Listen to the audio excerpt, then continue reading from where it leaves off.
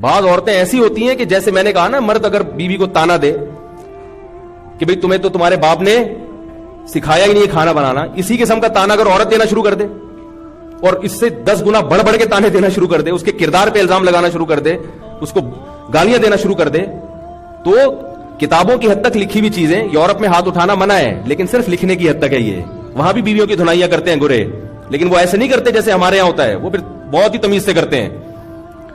تو سربراہ جو بھی ہوگا نا, سربراہ, اگر آپ اس کے ہاتھ, اس کو پاور نہیں دیں گے اپنا حکم نافذ کرنے کی پاور نہیں ہوگی, تو وہ سربراہ نہیں رہے گا.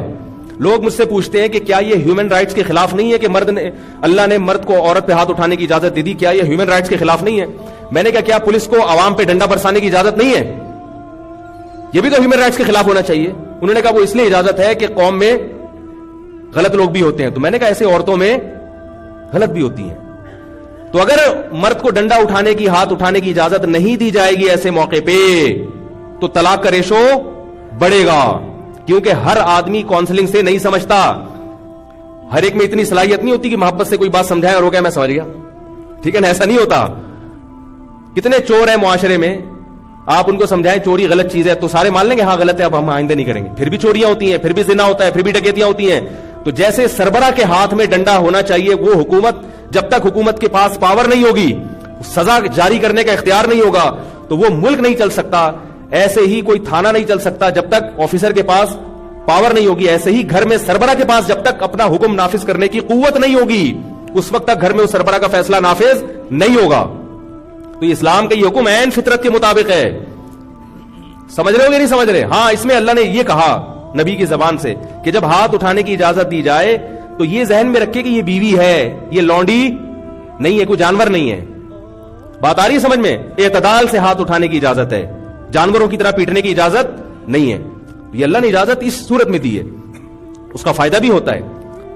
اور اگر پھر بھی نہیں ہو رہا, پھر اللہ نے قرآن میں ایک اور بتایا, وَإِنْ خِفْتُمْ شِقَاقَ بَيْنِهِمَا فَبَعَثُوا حَكَمًا مِنْ أَهْلِهِ وَحَكَمًا مِنْ أَهْلِهَا. فرمایا اگر دونوں میں جھگڑا ہو رہا ہے, یہ تو وہ غلطیاں جو بیوی مان رہی ہے لیکن سدھرنے کا نام نہیں لے رہی.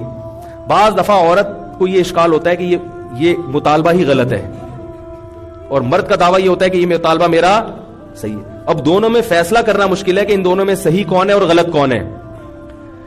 کیسے سمجھائیں یار؟ یہ فیصلہ کرنا کیا ہوتا ہے؟ مشکل. آدمی سمجھتا ہے کہ میں صحیح ہوں, عورت سمجھتی ہے کہ میں صحیح. اور یاد رکھو آدمی کو اپنی برائیاں نظر نہیں آتی. میں نے مثال دی تھی نا, مثال تو بڑی ذرا نازیبا قسم کی ہے لیکن ہے بڑی زبردست. اپنی برائیاں انسان کو بری نہیں لگتی اور اپنی اچھائیاں بہت اچھی لگتی ہیں.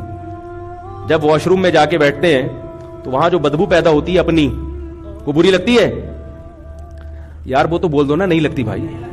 کتنی گھنٹوں بیٹھے رہتے ہیں, پولیس بلوانی پڑتی ہے بندے کو واش روم سے باہر نکالنے کے لیے. لیکن دوسرے کی بدبو ایک دم ایسے یہ کرتے ہیں, اسمیل آ رہی ہے, پانی نہیں بہا کے آئے صحیح طریقے سے, اس پہ یہ الزامات ہوتے ہیں. اس سے کیا پتا چلتا ہے؟ اپنی برائی انسان کو بری لگتی. تو بعض دفعہ مرد میں اندر خامیاں ہوتی ہیں, وہ اس کو بری لگ نہیں رہی ہوتی ہیں. کہتے ہیں یہ تو نارمل ہے, میں اگر انٹیوں سے بات کر لیتا ہوں تو کیا ہے اس میں؟ ہے بھائی میں کوئی غلط تھوڑی ہوں. بیگم کو اعتراض ہے, کیا لگتی ہے تمہیں اتنے پٹک پٹک کے تم بات کر رہے تھے اس سے, اور آنکھ میں ٹکا ہو رہا تھا, یہ کیا ہو رہا تھا؟ یہ تو اپنی برائی کیا لگتی ہے؟ ہلکی. اپنی بد اخلاقی بھی وہ مردانگی لگتی ہے. اپنی بد اخلاقی جو ہے نا, گھر میں جانوروں کی طرح چیخنا, کہتا ہے میں آدمی ہوں آدمی, حالانکہ یہ گدھا ہے. چیختے آدمی یقیناً ہیں, لیکن گدھے میں اور آدمی کے چیخنے میں فرق ہونا چاہیے. حرکتیں گدھے والی ہیں اور وہ اپنے آپ کو کیا کہہ رہا ہے؟ مردانگی ثابت کر رہا ہے کہ میں مرد ہوں. اسی طرح عورت میں بعض خامیاں ہوتی ہیں, اس کو سمجھ میں نہیں آ رہی ہوتی. تو ایسے موقع پہ اللہ نے کیا فرمایا کہ طلاق سے پہلے کیا کرو؟ فَبَعَثُوا حَكَمًا مِنْ أَهْلِهِ وَحَكَمًا مِنْ أَهْلِهَا. ادھر سے اس خاندان سے ایک مرد اور اس خاندان سے بھی, لڑکی کے خاندان سے بھی ایک آدمی, عورت نہیں. قرآن نے تو حکم کا ذکر کیا ہے, لیکن فقہا بیان کرتے ہیں دونوں طرف سے کیا ہونے چاہیے؟ بولو نا بھائی, مرد, خواتین نہیں, ورنہ معاملہ بعض دفعہ بننے کے بجائے بگڑ جائے گا. سمجھا ہی نہیں پاؤ گے بھائی کہ صحیح کون ہے غلط کون ہے, نہیں, بات شروع ہو جائے گی. جب آپ اٹھیں گے تو اپنا کوئی تیسرا پھڈا لے کے اٹھیں گے آپ. دو خواتین کو بٹھا دو, مسئلہ سب ایک جیسی نہیں ہوتی, لیکن اکثریت پر فیصلہ ہوتا ہے نا. بعض ذہین بھی ہوتی ہیں, بڑی زبردست کاؤنسلنگ کرنا جانتی ہیں, لیکن اکثریت پر قانون جو بنایا جاتا ہے وہ اکثریت کو دیکھ کے بنایا جاتا ہے.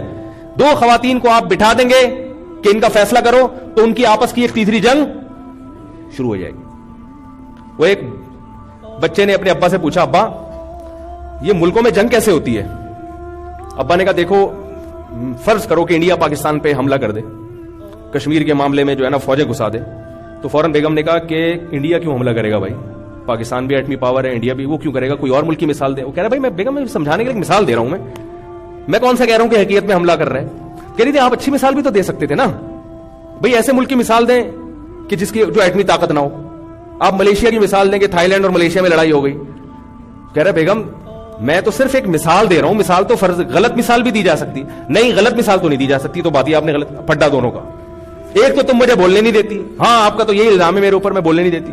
بچہ نے کہا پاپا میں سمجھ گیا لڑائیاں کیسے ہوتی ہیں, جنگیں, میں سمجھ گیا, مجھے مثال دینے کی ضرورت نہیں ہے, میں سمجھ گیا جنگ کیسے ہوتی ہے.